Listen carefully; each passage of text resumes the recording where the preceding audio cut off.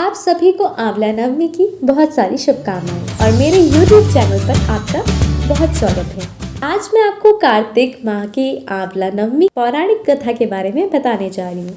कार्तिक माह के शुक्ल पक्ष की नवमी के दिन आंवला नवमी मनाई जाती है। इसे अक्षय नवमी भी कहा जाता है क्योंकि इस दिन किया गया कोई भी शुभ कार्य अक्षय फल देने वाला होता है, अर्थात उसके शुभ फल कभी भी कमी नहीं आती। हमारे आयुर्वेद में आंवला को आयु और आरोग्य वर्धक कहा गया है। इस दिन आंवला के वृक्ष की पूजा करके उसके नीचे बैठकर भोजन करने का बड़ा महत्व है। माना गया है कि इस दिन इसकी पूजा करने से वर्ष आयु आरोग्य बना रहता है। इस दिन आंवला का फल का सेवन किया जाता है। इसी दिन द्वापर युग का प्रारंभ हुआ था, जिसमें स्वयं भगवान श्री कृष्ण ने जन्म लिया था। आंवला नवमी के दिन भगवान श्री कृष्ण ने वृंदावन गोकुल की गलियों को छोड़कर मथुरा प्रस्थान किया था। संतान और पारिवारिक सुखों की प्राप्ति के लिए रखा जाता है व्रत। इस दिन उन्होंने अपनी बाल लीलाओं का त्याग करके कर्तव्य के पथ पर अपना पहला कदम रखा था। इसी दिन से वृंदावन की परिक्रमा भी प्रारंभ होती है। आंवला नवमी का व्रत संतान और पारिवारिक सुखों की प्राप्ति के लिए किया जाता है। ये व्रत पति पत्नी साथ में रखें तो उन्हें इसका दुगना शुभ फल मिलता है। आंवला नवमी के दिन स्नान आदि करके किसी आंवला वृक्ष के समीप जाएं। उसके आसपास साफ सफाई करके आंवला वृक्ष की जड़ में शुद्ध जल अर्पित करें। फिर उसकी जड़ में कच्चा दूध डालें। पूजन सामग्रियों से वृक्ष की पूजा करें और उसके तने पर कच्चा सूत या मौली 8 परिक्रमा करते हुए लपेटें। कुछ जगह 108 परिक्रमा भी की जाती हैं। इसके बाद परिवार के सुख समृद्धि की कामना करके वृक्ष के नीचे ही बैठकर परिवार मित्रों सहित भोजन किया जाता है। आंवला को वेद पुराणों में अत्यंत उपयोगी और पूजनीय कहा गया है। एक कथा के अनुसार एक बार जगतगुरु आदि शंकराचार्य भिक्षा मांगने एक कुटिया के सामने रुके। वहाँ एक बूढ़ी औरत रहती थी जो अत्यंत गरीबी और दयनीय स्थिति में थी। शंकराचार्य की आवाज़ सुनकर वह बूढ़ी औरत बाहर आई। उसके हाथ में एक सूखा आंवला था। वह बोली, महात्मन, मेरे पास इस सूखे नारियल के सिवाय कुछ नहीं है जो आपको भिक्षा दे सकूं। शंकराचार्य ने उसकी स्थिति पर दया आ गई और उन्होंने उसी समय उसकी मदद करने का प्रण लिया। उन्होंने अपनी आंखें बंद की और मंत्र रूपी 22 श्लोक बोले। ये 22 श्लोक कनकधारा स्रोत के श्लोक थे। माँ लक्ष्मी ने दिव्य दर्शन दिए। इससे प्रसन्न होकर माँ लक्ष्मी ने उन्हें दिव्य दर्शन दिए और कहा कि शंकराचार्य इस औरत से अपने पूर्व जन्म में कोई भी वस्तु दान नहीं की है। ये अत्यंत कंजूस थी और मजबूरीवश कभी किसी को कुछ देना ही पड़ जाए तो ये बुरे मन से दान करती थी। इसीलिए इस जन्म में इसकी ये हालत हुई है। ये अपने कर्मों का फल भोग रही है, इसीलिए इसकी कोई सहायता नहीं कर सकती।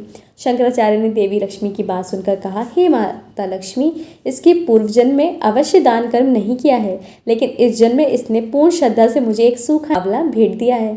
इसके घर में कुछ नहीं होते हुए भी इसने ये मुझे सौंप दिया। इस समय इसके पास यही सबसे बड़ी पूंजी है। क्या इतना भेंट करना पर्याप्त नहीं है?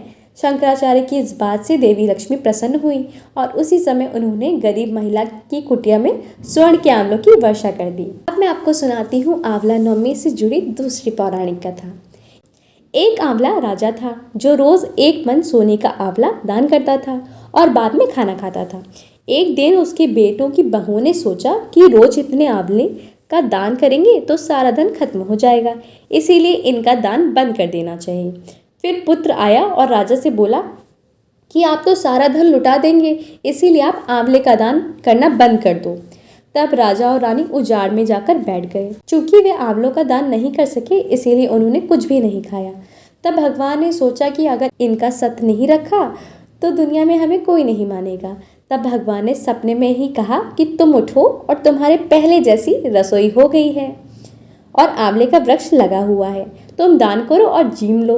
तब राजा रानी ने उठकर देखा तो पहले जैसा राजपाट हो गया था और सोने के आंवले वृक्ष पर फले हुए थे। तब राजा रानी सवा मन आंवले का दान करने लगे। वहां पर बेटे बहू के घर अन्न का अकाल पड़ गया। आसपास के लोगों ने कहा कि जंगल में एक आंवलिया राजा है, वहां चले जाओ तो तुम्हारा दुख दूर हो जाएगा।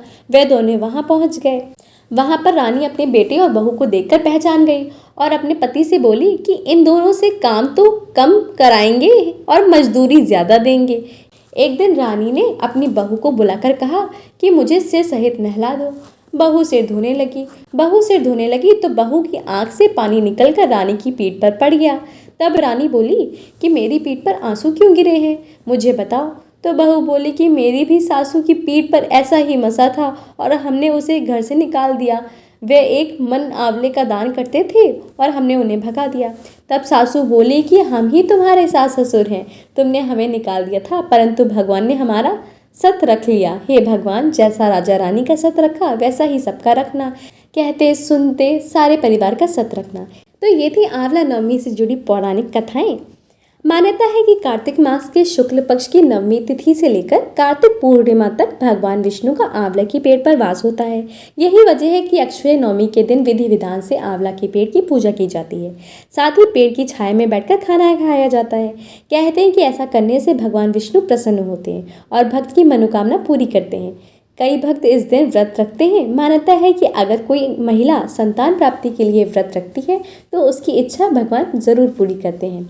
इसके अलावा अक्षय नवमी की तिथि के 2 दिन बाद ही सृष्टि के पालनहार श्रीहरि योग निद्रा से जागते हैं, जिसके चलते इसका महत्व बढ़ जाता है। अक्षय नवमी के दिन आंवला वृक्ष की पूजा की जाती है। मान्यता है कि इस दिन आंवले की पूजा करने से श्री हरि की विशेष कृपा प्राप्त होती है।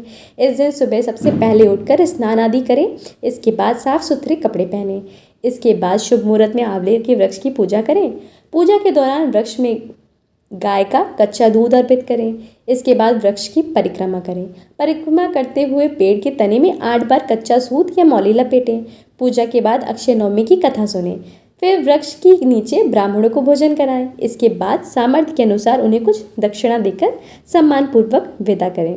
अगर आपको मेरा ये वीडियो पसंद आया है तो वीडियो को लाइक ज़रूर कीजिएगा और अगर आप मेरे चैनल पर पहली बार आए हैं तो चैनल को सब्सक्राइब ज़रूर कीजिएगा और कमेंट में श्री हरि विष्णु लिखना बिल्कुल मत भूलिएगा।